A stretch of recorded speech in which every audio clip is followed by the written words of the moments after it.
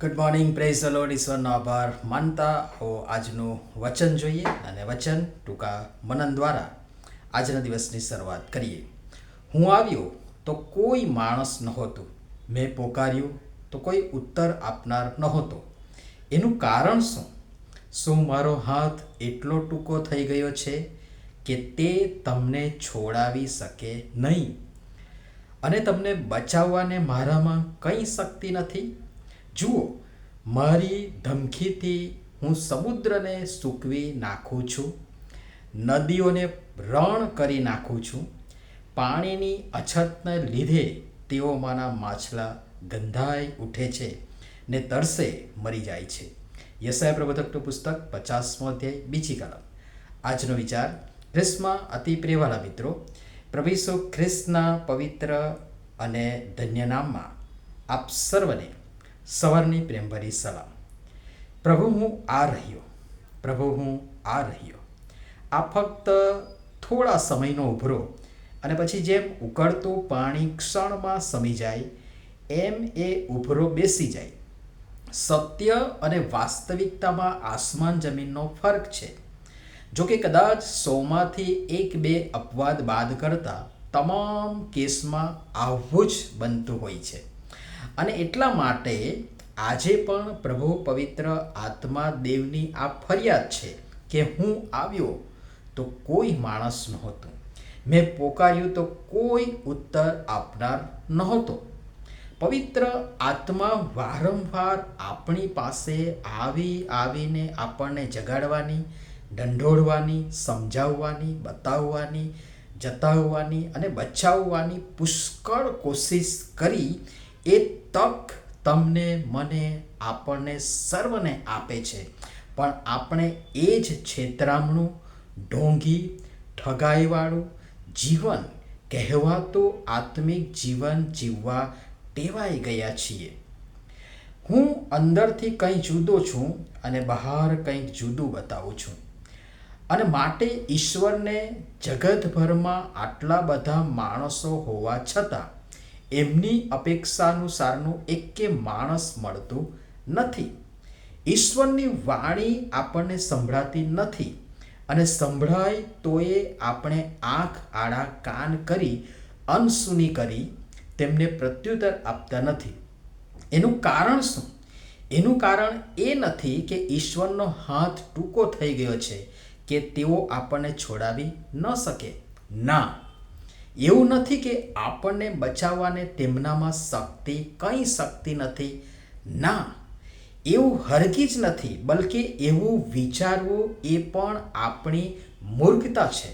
પણ એની પાછળનું કારણ આપણા અપરાધ, ગુના, પાપ, જઘન્ય, હીન, મલિન એવા દુષ્કૃત્યો છે, પાપ છે, અપરાધ છે, ગુનાહિત પ્રવૃત્તિઓ છે, જેમણે તેમની અને આપણી વચ્ચે આડી, ભીત, ખાઈ, અંતરાય ઊભી કરી છે. બાકી ઈશ્વર ક્ષણમાં સમુદ્રને સૂકવી, નદીઓને રણમાં ફેરવી નાખી શકે છે. ઇતિહાસ સાક્ષી છે. ઘણા બધા પ્રસંગો છે.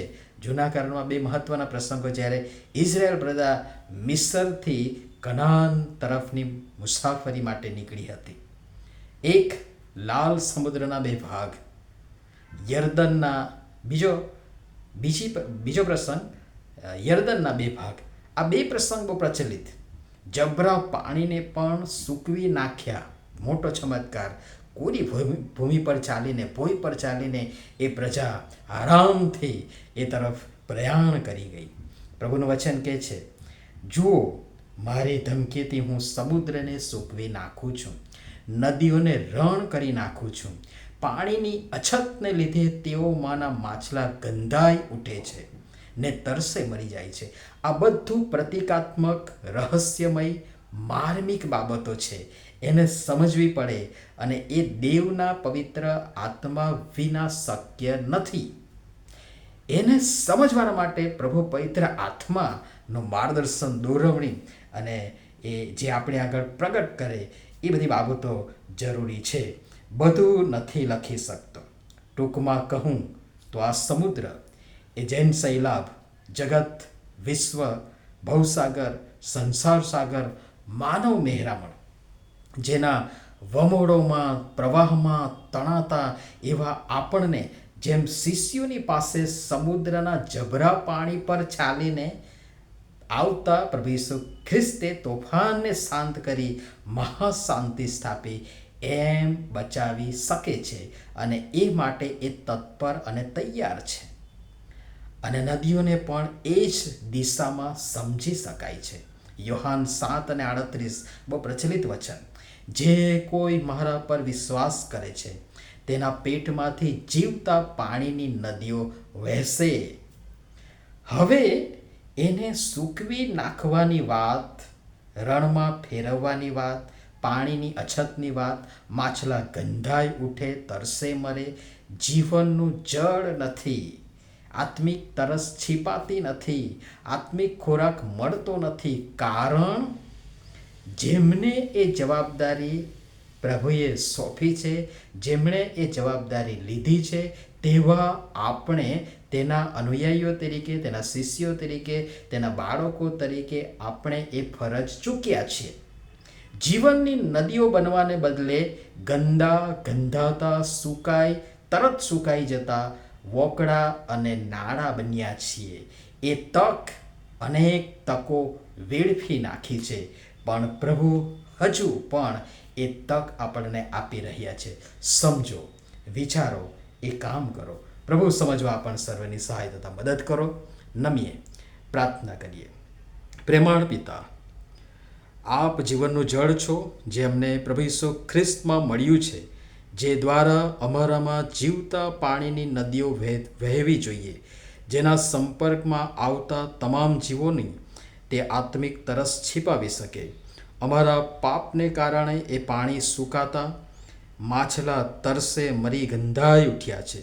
કૃપા કરી અમને આ બાબત સમજવા અને કરવા સર્વની સહાય તથા મદદ કરો. પ્રભુ ઈસુના નામમાં આમેન. ધન્યવાદ.